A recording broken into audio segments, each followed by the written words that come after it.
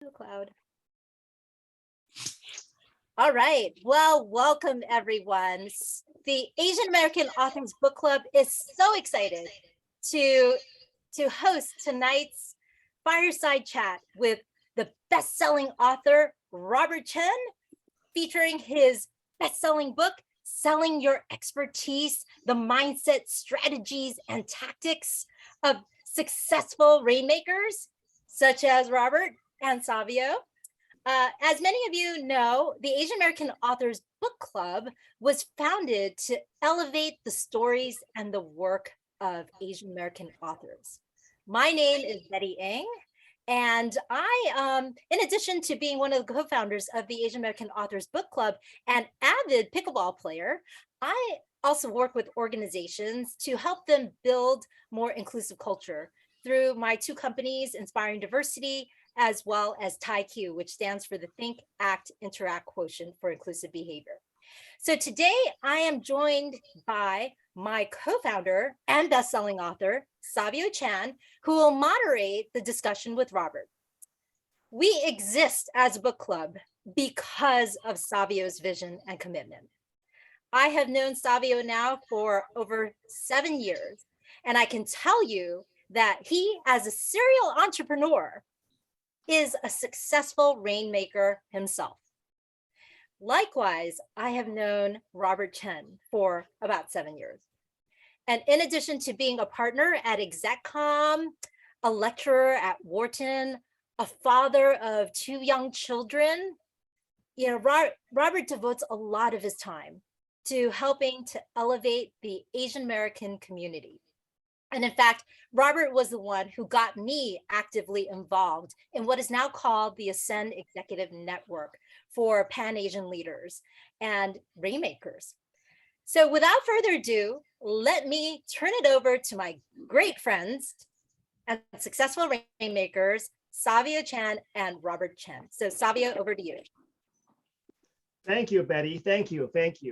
So welcome everyone, and it's really exciting to host our good friend Robert Chen, and who in a very short time his book has become a Wall Street Journal best-selling book. After it came out not too long ago, which is amazing for a book who reached that level of success. So and I still remember when I was selling cable TV door to door back in 1989, maybe one of my first sales jobs. I had to knock 169 doors a night from 6 to 9 p.m. And then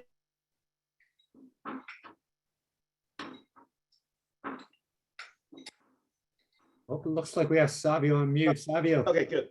Oh, you're back. Perfect. Yeah, so at that time, I'll have to knock 160 doors a night to do cable TV doors door to door, cable sales door to door. And all I have is some simple training for the product and a little bit of sales training, not much. So with some pure persistence and grit, I just, keep on selling seven nights a week. And I was lucky to be able to become successful after, persistence and grit and smiling and dressing nicely so that people open doors to me. So I wish I know your books at that time. I have some other traditional sales books and audio tapes that I listened to at that time, which is not as good as your book, quite frankly. But fast forward, like Betty was saying that, we met you at the Ascend Professional Network Associations, and you run the Ascend AEN Network as their head. And Ascend is the largest Pan-Asian American professional association, which we are already active in. And so you did such a good job in terms of leading the AEN and helping all these leaders to move up, and now you have time to write a book. And I know that somebody said you have 2 young children, you have 2 boys, right, Robert? Boys, yeah, 2 boys. Yeah, 2 boys, and then you lecture at Wharton for 2 classes. I think it's advanced persuasion and something else, right? Yeah, storytelling. Yeah, storytelling. That's right. So you lecture at Wharton. You have 2 young children. And then you do this book amid when the COVID was happening, yeah, which is incredible. But tell us about a little bit of your process. How do you, find the publisher? How do you find time to write this book? And why do you do this? Why do you write this book? I know that you are a partner at your training firm, which is doing a lot of executive coaching and training. So tell us about your journey of finding a publisher and writing a book and all these. This book is like 300 pages. It's not a small book. So tell me about how do you do that? Share with us how you do that. I'm happy to, and thank you so much, Betty and Savio, for inviting me. I think the work you do in our community has been so inspiring. So it's fantastic that you've created this platform. And your question, why did I do this? It was a question I asked myself throughout this, I will say, somewhat painful journey. But for those of you, especially on the line, who may be interested in getting a book published or potentially engaging with that, I think one of the first things to really be able to do, and this is at least my own experience, is to come up with an idea. And this kind of comes back to the why, because the reason I wrote this book in particular was because, well, one, there's so many sales books, right? It's like, why write another one?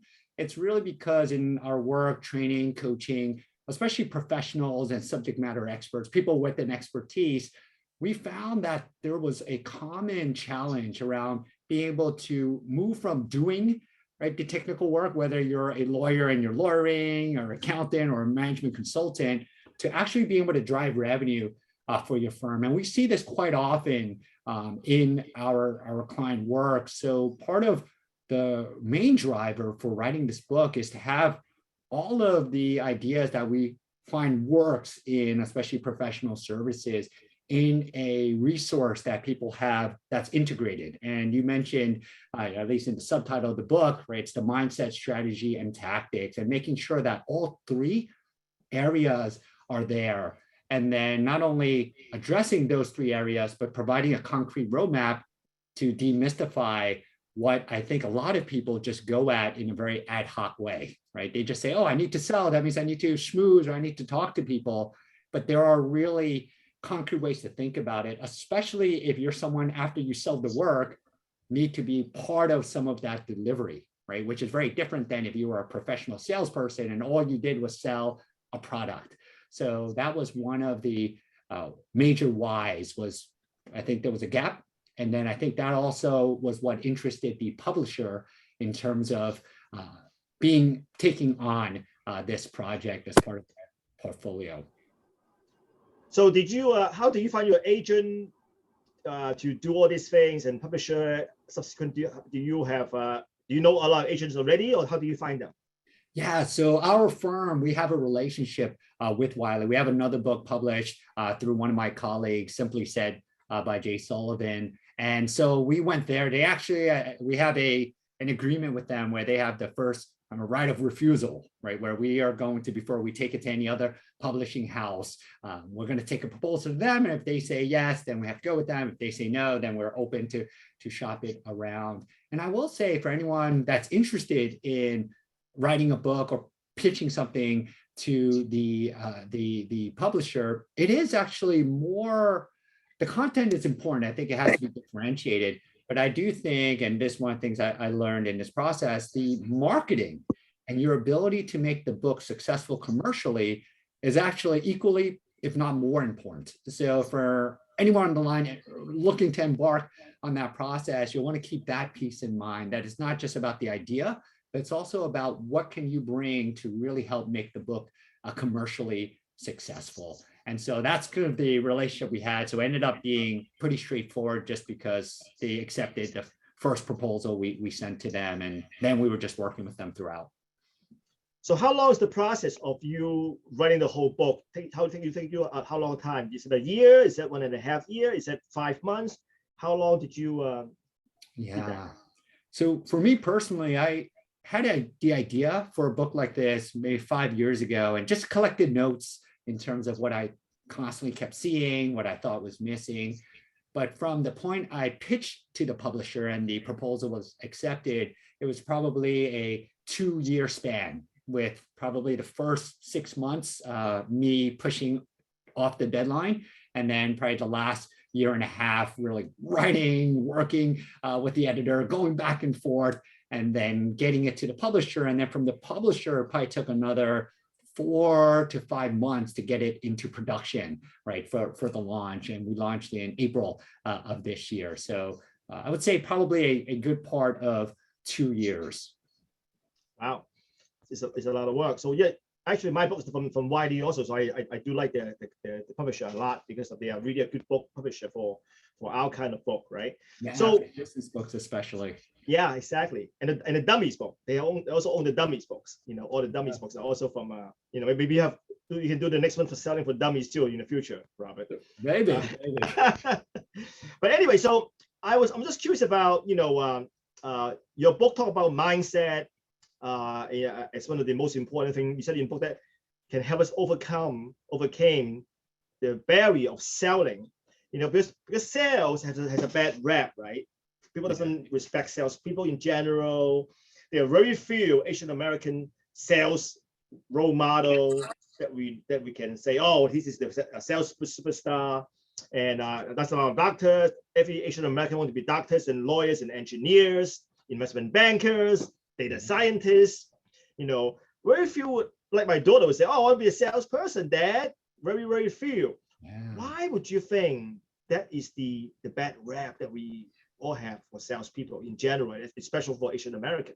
Yeah, I wrote a recent article on why smart people struggle with sales. And I think, especially in the Asian American community, right? Even if you think of just college, no one majors in sales, right? No one says, I'm going to go to college and come out and be a salesperson, unless they know, right, that that's an extremely important skill set, or they have to settle for something like that because of the perceived low barrier to entry. So I think because a lot of the sales roles that are available are, whether it's commission-based or low salary, or we're going to give you a 3-month trial, and if it doesn't work out, we'll kind of cut you out the picture. I think those types of jobs will tend to feel as if they're less prestigious.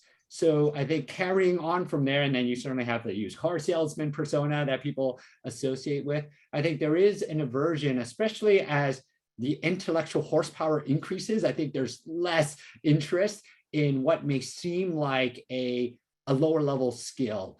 And I'll tell you what ends up happening, and one of the drivers for this book is, in most companies, in most professional services firms, right, your technical prowess gets you to the mid-level, right? Maybe senior manager at an accounting firm, maybe executive director at an investment bank. But in order to get to the managing director level or the partner level, you have to generate revenue, right? And be someone that can originate deals. And often that gap became too big for people to cross. And often what I observed, and you'll see why, especially in the early part of the book, I focus so much on mindset. It's not so much that people are unable to do it, it's that they're not willing to do it. And it's the lack of willingness that makes them not even try. And because they don't try, then it's hard to succeed, right? If you're not putting in the right effort with any skill. So part of the book in the early parts is really to get people to buy into how the sales skill itself is so critical for one's success. And this applies both to those who are client facing and need to generate revenue, but also internal folks as well. Because if you want a promotion, if you want resources for your team, you have to sell someone on that. And it's a very similar skill set.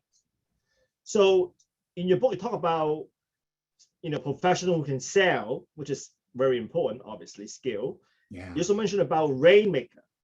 Yeah. So talk to us about what is a Rainmaker compared to a professional that can sell. What's the difference?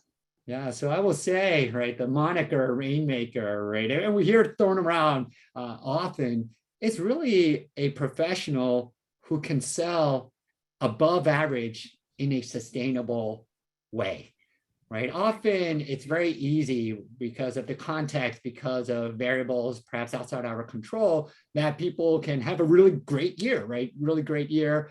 But I think those who are Rainmakers are people that can make it happen year in and year out, or quarter in and quarter out, depending on their cycle, and that they have a sense of what it takes to bring that revenue in, as opposed to being at the whims of perhaps their external environment. So it's actually the control of being able to bring in revenue at an above average pace is at least how we define Rainmakers in the book. So I think that on the page, on your book on page 88, you talk about the 5 mindset of a successful Rainmaker. A Rainmaker, the 5 elements of the Rainmaker mindset. Yeah. Could you talk to us about a little bit about what is that 5 elements of the Rainmaker mindset that are different than traditional mindset? Yeah, so mindset is one of these funny things where everyone knows we should step into the right mindset, but what exactly, right, is the right mindset? So at least in the book, I do break it up into 5 critical elements, and you need all 5, with the first being you have to be eagerly dedicated. So that's you for yourself need to want to sell, right? If you're not dedicated and committed to selling, I talk about this idea of, are you an amateur or are you a pro? Because what I observe a lot is, especially for those folks who want to get to a higher level and need to sell to get there, but what they do is they tend to dabble as opposed to commit. And that's the first part. And then once you've done that, the next part is really bringing yourself to the sales function. So what I mean by that is, often if someone is looking to sell and they've never done it before, they'll look at different models. And usually the models they see, none of which they resonate with, right? They're like, oh, well, I don't have that personality. I'm not like that. I'm not outgoing, or I don't like to schmooze. But really successful rainmakers are people who figure out, what do I bring to the table, right? My personality, my experience, my skills, the way I add value, and how do I use that to serve others? And that's the third kind of mindset piece, which is focusing on the client and being consistently focused on the client needs. And one of the things I talk about quite often is, selling is not about pushing your agenda, which is, if someone's pushing their agenda, that's very distasteful. But it's really about serving your client's needs, right? If you've spent a lot of time building up your expertise, right? Whether, like, Savia, I know you're one of the experts around, right, being able to engage, right, with consumers in Asia, right? You've built up that knowledge. There are a lot of people who could benefit from that. But the only way they can benefit is if you can get them to engage with you. Just like if you were in investment management, right, you have abilities to drive alpha, and how do you get people to engage you? So the idea is to serve, not to sell, right, other people. And then the other 2 parts of the mindset is, one, you have to be realistically optimistic, right? Part of why people stay away from sales is you get rejected a lot. And it's frustrating, yes. Yeah. Yes. Yes. But rejected often not because you're not good, but just the timing's not right. Right? Like, we all have different needs at different times. And if I'm in need of an investment banker, I'm more interested. But if I'm not looking to sell my company or grow inorganically, I have no need to speak with an investment banker. But often you don't know, right? You don't know when that timing is. The realistic part is, you have to take that as feedback. If you constantly can't get the attention of people, you need to figure out, what are you missing to be able to be more effective. And then the last piece, being confidently humble, is all around, when you see success, it's very easy for your ego to sneak up on you.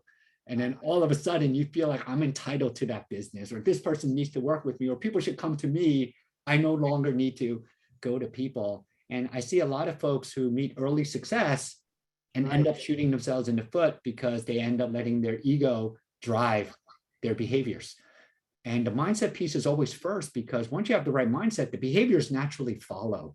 So I know that was a very long answer to your question, but hopefully you found that helpful to break down each part. Very good. I love that. And I think that, also, what, in your opinion, what do you think are some of the most common and unhelpful assumptions about business development? Yeah, I think something that's really unhelpful is this idea, and I see it even, I teach, and I mentioned persuasion, at the business school. When you think of persuasion or selling as you need to make someone do something, I think that's an extremely unhelpful mindset to take, because you're doing this in a way that certainly serves your agenda, but that's not the way to think about influence or selling. I think the way you want to think about influence or selling is not how well you could eloquently convince or persuade, right, someone, but it's more of, how do you calm and build a relationship so that they actually open up to you about what they need. And if there's an overlap between what they need and what actually you can help with, that then you're able to avail them to a potential solution. So it's the idea of not being a seller so much as an assistant buyer, right? They want to buy something and you're really there helping them to make the best choice for them. And it could be you, but maybe it might be someone else. And I think that's probably one of the pitfalls I see to people who don't sell, but feel like, oh, that's what I need to do, right? I need to manipulate or persuade. Right. So it's almost like you're not pushing, but you're more like pulling them towards you to elicit their questions and share with you their needs and what the problem they have. So most people say, oh, I gotta push. It's like you go into a car dealers, in the old times or even today, you feel, oh my God, it's like so much pressure. They're gonna push me to buy that car. They won't let me walk out of the showroom. But the good ones are doing the opposite way, right? And just like you say, it's a mindset thing. Yeah, well, Sabi, I was on a podcast and the host made this, I think, comment, right? Very similar to what you just mentioned, that you go into a car dealership and you say, I need a car. And if the very next thing the salesperson says, I have the right car for you, that's the wrong mentality. Whereas a good car salesman would say, well, tell me what you're looking for, right? And that's sometimes the difference. And often it's because we feel like, oh, well, I'm in a sales position now. I need to pitch. And I'll tell you, pitching comes much later than most people think or should be considering. So you also mentioned about, growth mindset, right? Growth mindset is so important to your success. And you mentioned in the book that growth mindset can be cultivated. And talk about how one can see yourself as a learner rather than a performer. And you said in the book that performer look to get things right, but learners focus on improving their abilities. Talk about that. Yeah, well, Savio, first of all, thank you so much for just reading the book in such a thoughtful way for this type of conversation. And I will say, the idea of learner and performer is kind of analogous to the growth mindset versus fixed mindset. And for those who may be new to that concept, the fixed mindset is when you see your talent, your abilities, your intelligence as fixed, right? You're born with this number and that's it. Or a growth mindset where that number can improve with experiences. And the idea of performer versus learner, when you're a performer, you're looking to prove that you are good, right? And if you get the result you want, then you're good. If you don't get the result you want, then maybe you're not as good as you thought. And so then people with a fixed mindset will say, oh, well, maybe I'm not cut out for sales, or maybe I'm not cut out for this job because I'm not getting the result I want. So that must mean I'm not good. But if you had a growth mindset, right, and that's the idea of being a learner, when you don't get the result you want, you say, okay, what have I learned about myself? Right. And in sales, what's funky, and I talk a lot about this idea of skill versus luck, is probabilistic in terms of how you could do all the right things and still not get a sale. Whereas in technical work, you do all the right things, you always get the deliverable, right, you want. So for a learner, the idea is when you don't get the result you want, what are you going to take away from that to improve the probability of the next go, so that you don't just stop and say, well, I'm not cut out for sales. And that helps you to persist. Whereas if you had a fixed mindset and you're performing, you say, I didn't perform well, maybe I should stick to what I was doing before because I did really well in that. And I think that's kind of a good way to think about the growth and fixed mindset. And then also think about the way you take to when things don't go the way you imagine them to go, and how you interpret that about your own abilities. I remember you mentioned in one of your other interviews that you read the book from Ray Dalio, Yes. Principles, about how he exhibited about this growth mindset, how he take feedback and reality. Talk about that a little bit. I think that you make a very good point about how he spoke, making you even understand this even better, but more crystal clear about all this growth mindset thing. Yeah, so I love the book Principles by Ray Dalio, and I know he has a book on the New World Order. If you're into kind of that's also another fascinating breakdown, somewhat slightly different than just the principles, kind of self-improvement goal setting. But the idea, and he really inspired the realistically optimistic part of the chapter, is that everything is feedback. Right? Whenever you get what you want or don't get what you want. The key is to say, well, why didn't I get what I want? And sometimes what we often get hung up on is, oh, I should have gotten what I want, right? And whatever happened shouldn't have happened. And we get hung up thinking about that as opposed to focusing on, all right, what did I miss in order to have made this go? And what is the next kind of experiment I'm going to take? And I think a big part of what he talks about is the ability to learn and having that cycle of learning so that every time you fall, and he talks about his own, right?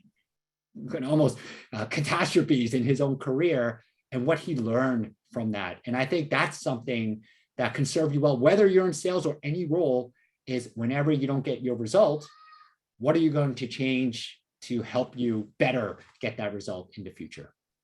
Yeah, I think that's a very good point, because when you get the feedback from reality, as he mentioned, most people would attach emotions onto that feedback, right? Oh, I'm not good, I'm bad, I'm not good enough, I'm not designed for that.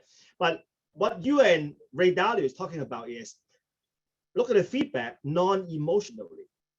Just as feedback, it's data, right? It's data, right? How do you use this data to your benefit, right? And not just attach all the emotions and make it like becoming a different animal, which is going to cloud your mindset and say, oh, I cannot do this. That's not the growth mindset. That's like the fixed mindset you talked about earlier, right?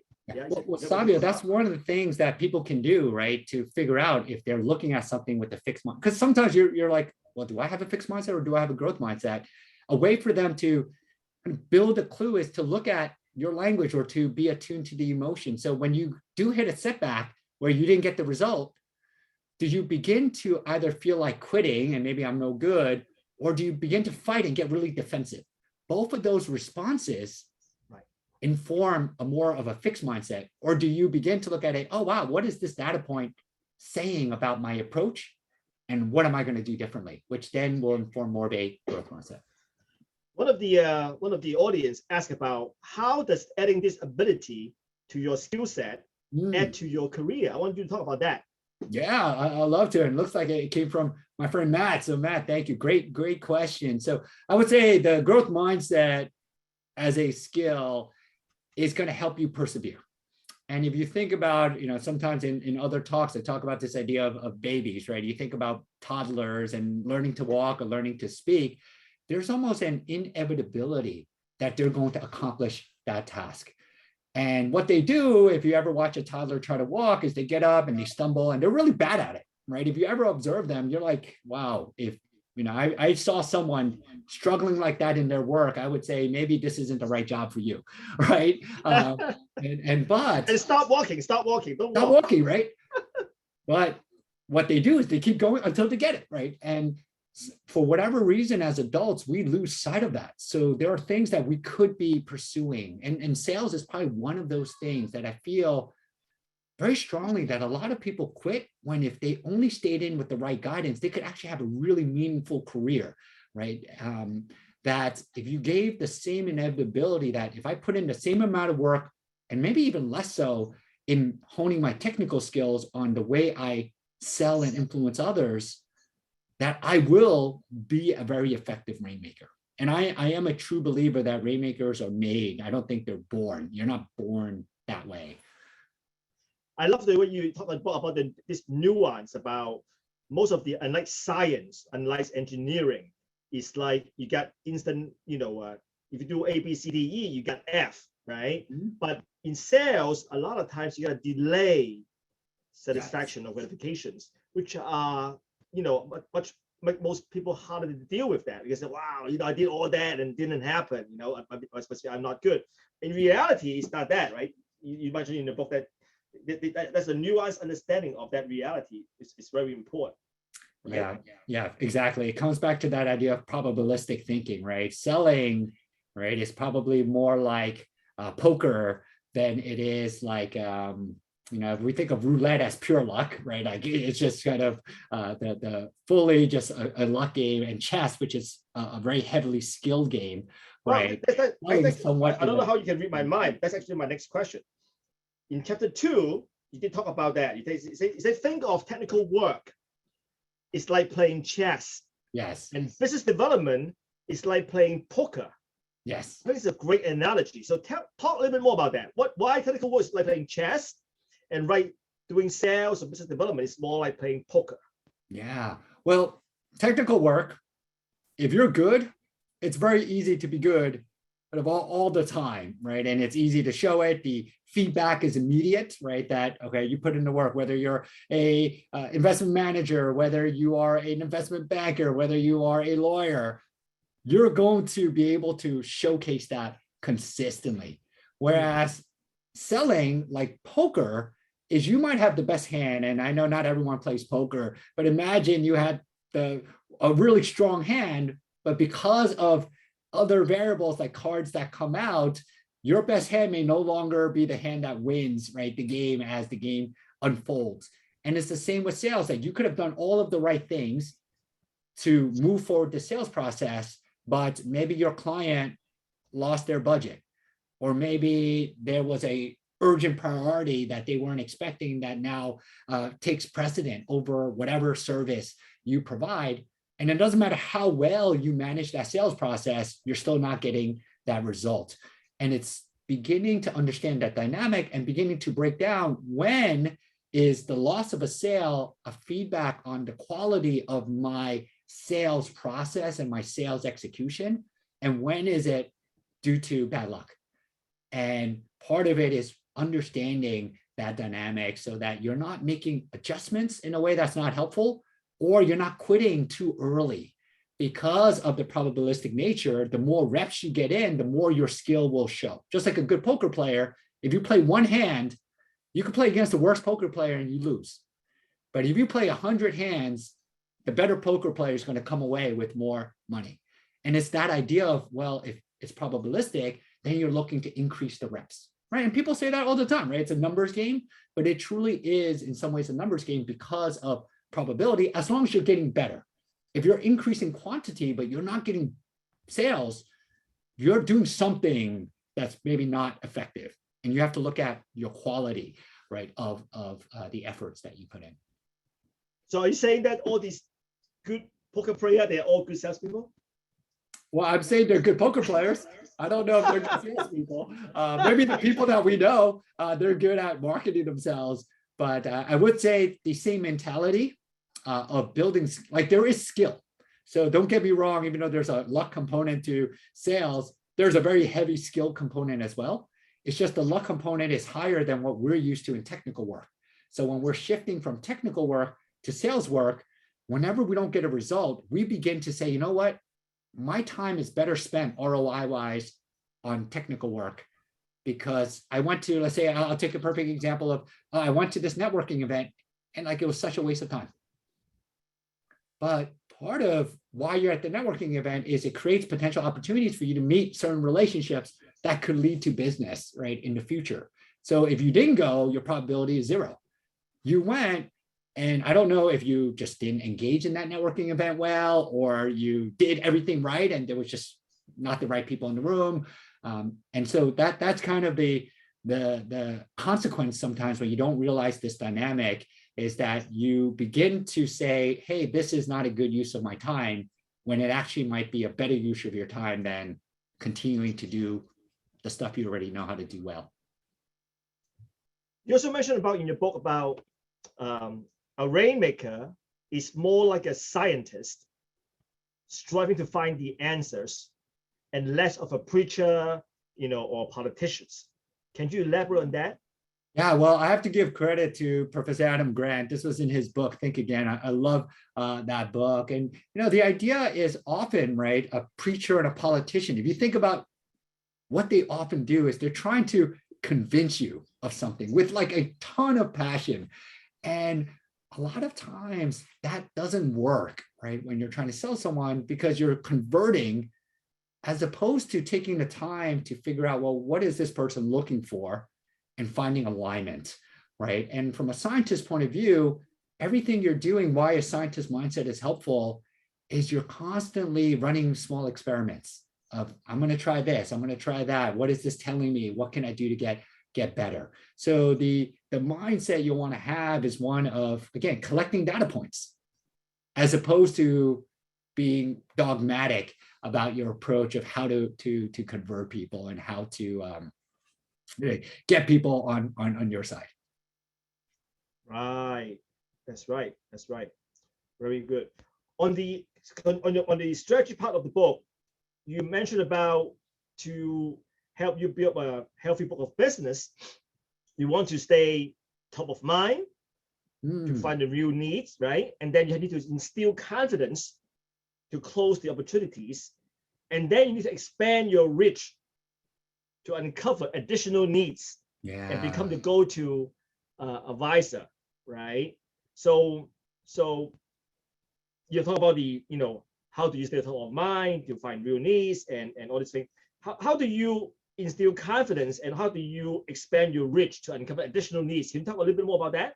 Of course, yeah. So in the strategy section, I talk about 3 scenarios. You hit on kind of 2. The first scenario is when you have some expertise and you don't have a connection to the person that you would like to engage you, right? The second one is the one you talked about. They come to you with a specific need that seems somewhat aligned with your expertise. And then the third is you're already working with an existing client. And how do you expand that? And I think I saw Ari's question around, is this more for kind of knowledges and services? And often it is for people who have an expertise, but the ideas could apply to the product sector. It's just you might have less control over what the product, what you could change about the product.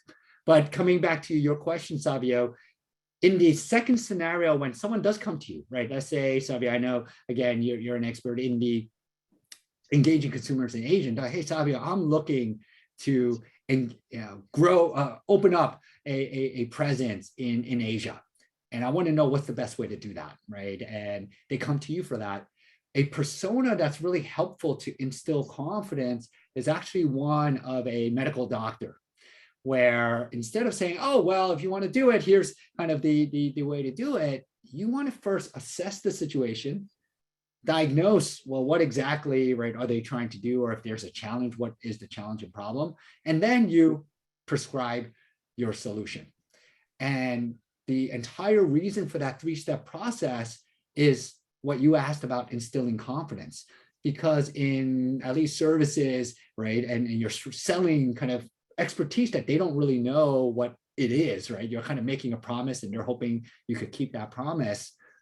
You have to show that you understand their problem, right? And once you do that, then they're going to have more confidence in your solution.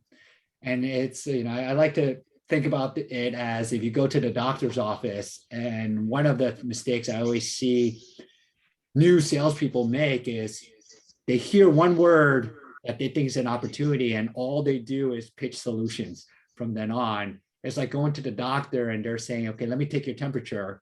And then immediately after, they'll say, I think you need surgery. Right? You're going to slowly walk away, right, from that doctor. And it's the same, right? If anytime, especially on big deals, if you're not spending time to understand the problem, right, your clients are likely not going to have confidence in you, because it's a problem that's not simple to solve. That's why they're engaging an external party, right? If it was easy, if it takes like 2 minutes, right, they wouldn't be looking externally. You also mentioned in your book on page 139 about your solution should not seem like a silver bullet, because like your customers or your prospects probably it's complex. Talk a little bit about that. Yeah, well, I think that's the exact point that I was making about especially bigger or complex sales, that you don't want to make it seem like I have the perfect solution for you, right? Because often, depending on how many conversations you've had, right, there are likely many layers and nuances that you'll need to continue to consider and maybe even augment as you continue to deliver your service. So anytime you're packaging something as a silver bullet, like I can solve all of your problems with this one thing, it's likely not as simple as that, right? So being careful not to lead with that, because often what people do is like, well, I need to show them I have the perfect solution. That's why they'll engage me.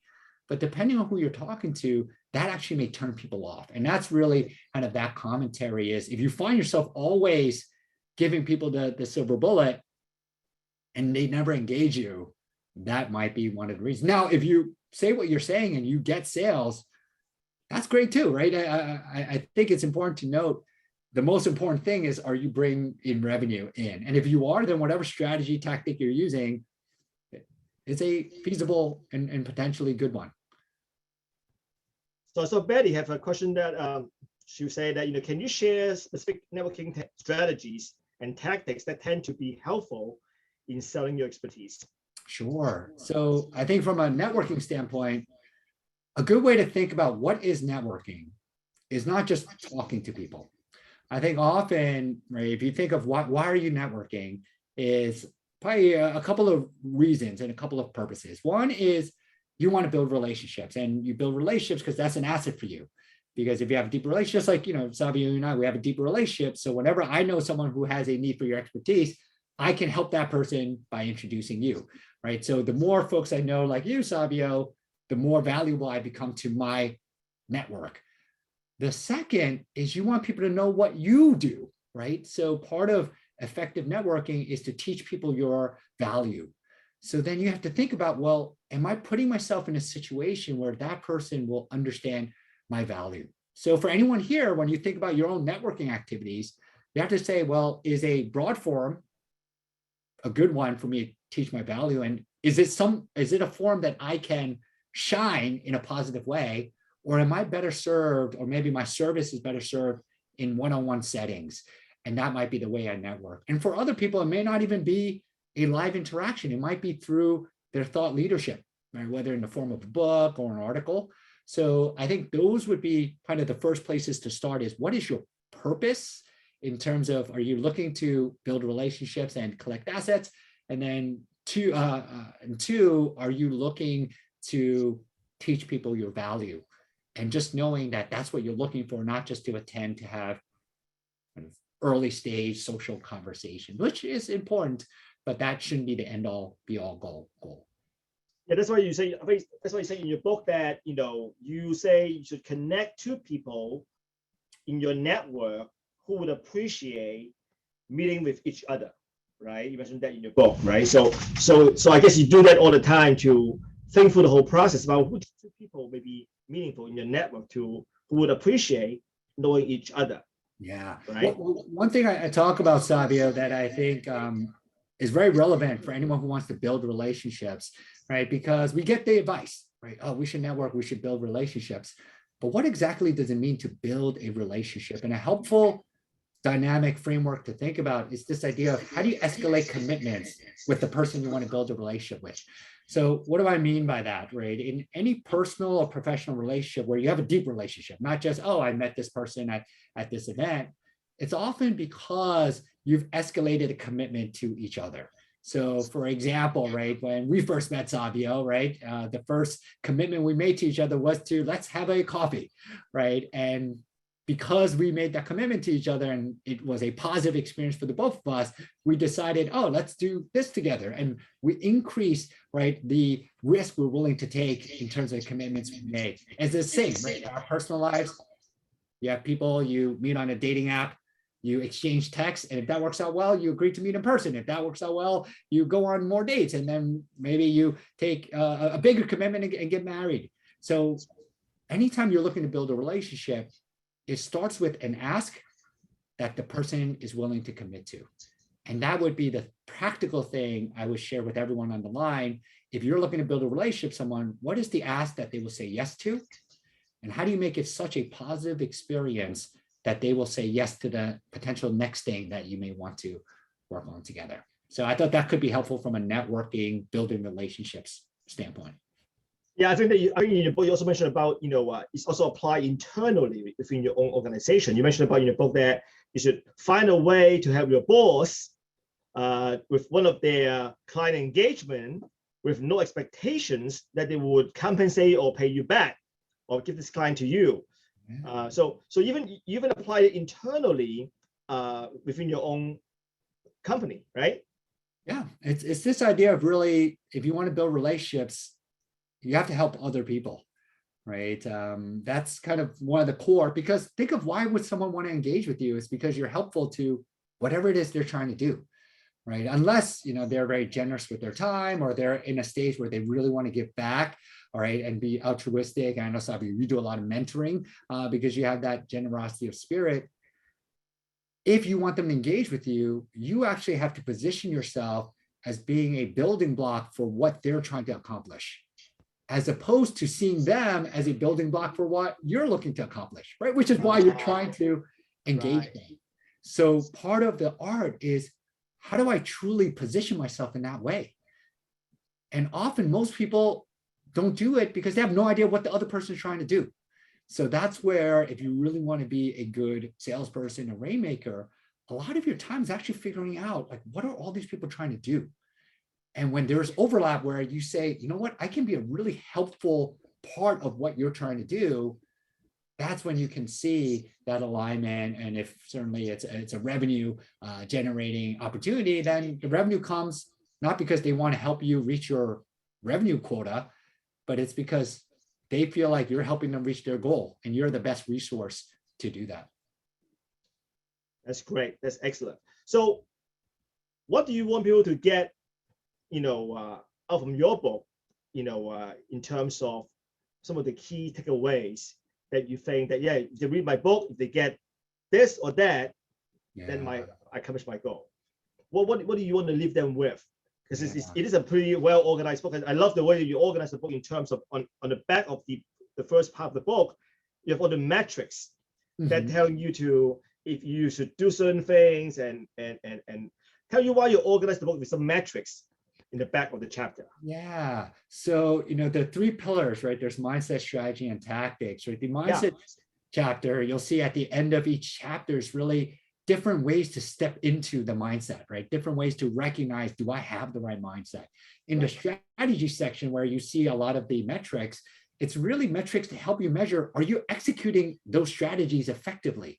So for example, in the first scenario where you're looking to build relationships with buyers, part of a metric you need to track is how many, if you, let's say, sell to the CTO, right, the chief technology officer, how many CTO relationships do you have where you can call them and they'll pick up the phone, right? And I remember, Savio, when I think this was probably one of our earlier conversations, you're like, hey, Robert, how many C-suite executives will pick up your phone when you call them?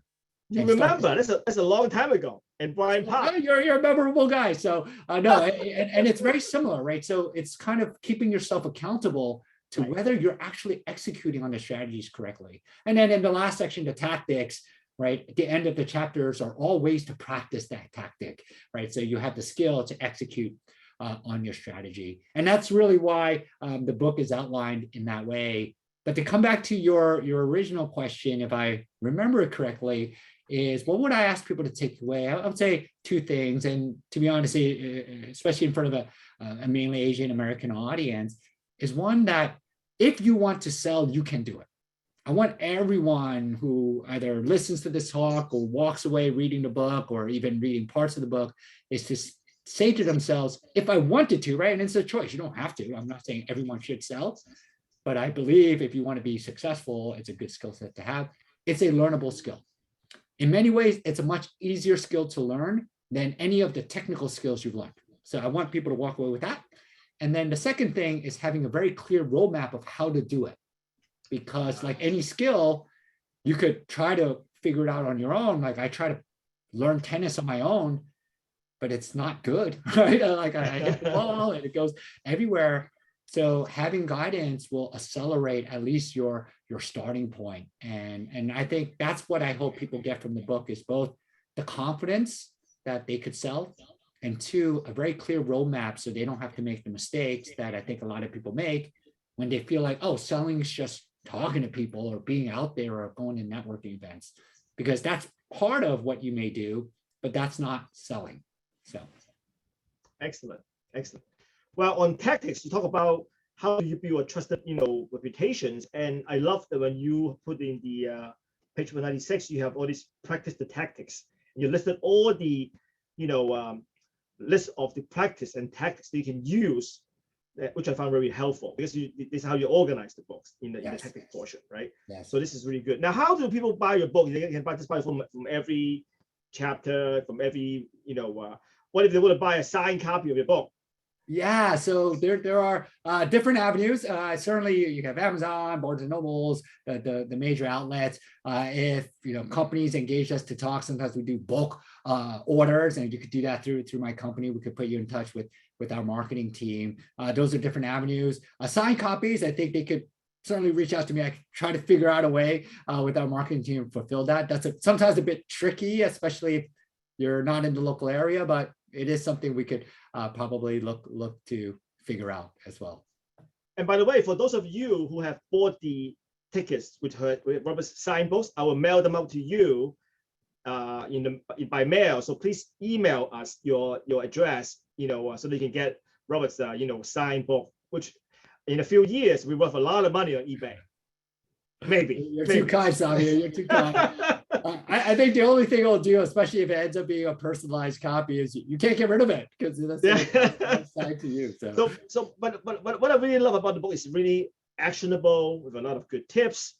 And let me see, is there other questions? I think Crystal Moore was asking about, I'm enjoying getting a better understanding on being confident in acquiring the skill of selling. The goal of having growth mindset is maintaining the ability to see what I can continue to learn. So that's good. That's good. You have anything to add to that, Robert? Yeah, well, I will say a lot of it is mindset. All right, it comes back to often, and I say this because I think it's something that happens as we continue to be more established in our career. The risk of stepping into a fixed mindset becomes greater because we're already established, right? And so a lot of what we do is to protect our status as an expert. So when we're asked to do something that may question, right, our credibility or our ability, we tend to shy away from those activities. So I think part of it is recognizing that, especially if you're making a fundamental shift, that it is a shift and that part of the discomfort is natural, that you're taking a risk out of your comfort zone. So I do think when people feel like, oh, well, I kind of want to do it, but I don't know if I should, or I don't know if I'll be good, is to say, you know what, if I put in the same amount of work that I do, like everything else that I do, I will become competent in this skill. And I think that then can give people the commitment they need to really try. Because I think one of the biggest, I would say, injustices, Savio, is sometimes people don't try because they're so scared that they're not going to make it. So then if I don't try, then I will never know if I can make it or not. But then sometimes that limits where they go in their career, or that limits what they end up being able to drive in terms of value for their firm. So I would say try and be confident that if you never stop trying, you never stop learning, that you will get there, especially in the context of selling and driving revenue. Yeah, I believe that when you want to talk about mindset, it's almost like the new iOS from the Apple iPhone 14, right? You see they keep on come up with these new iPhones, more expensive and better features every 1 and 2 years. They want to need another phone, but they somehow convince you that it's the best feature that you will need. Now you can do all these things. So mindset is almost like the software inherently that you have built in your brain, and then all the other tactics and the strategies, almost like the other features, the camera, all the other stuff that make it combined together as a really great product. And so I think that's why I think that even though I really enjoy sales and business development and rainmaking, after reading your book, I found myself already like tune in and tap in and turn on by all your energized on all these things that you suggested and strategy. So I suggested to all of you, hold to buy the iPhone 14 and buy Robert's book. I think we actually will make your career a lot more, rewarding and successful. So anyway, thank you for sharing with us, Robert, for all your excellent work. And of course, how can people get in touch with you? How do they email you? What's the best way to? I would say, link in with me. I'm on LinkedIn. So if you find me on LinkedIn, if you search Robert Chen and maybe Robert Chen Coach, it'll come up quite readily. Certainly, they can email me as well on my firm website, exec-com.com.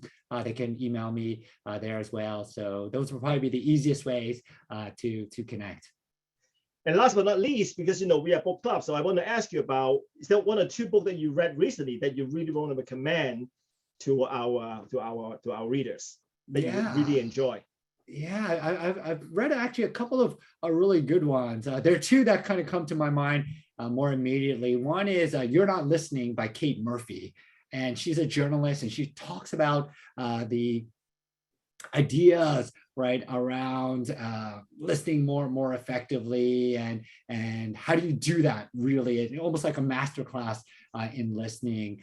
And then the other book, and I think this was prompted by one of your other events, was Indra Nooyi's My Life in Full, I believe is the title, in terms of really her walking through right her experiences. I thought that was eye-opening, and to get to where she got to, right? Often I think we have a superficial understanding of people's careers, and I think that really gave us some really good insights.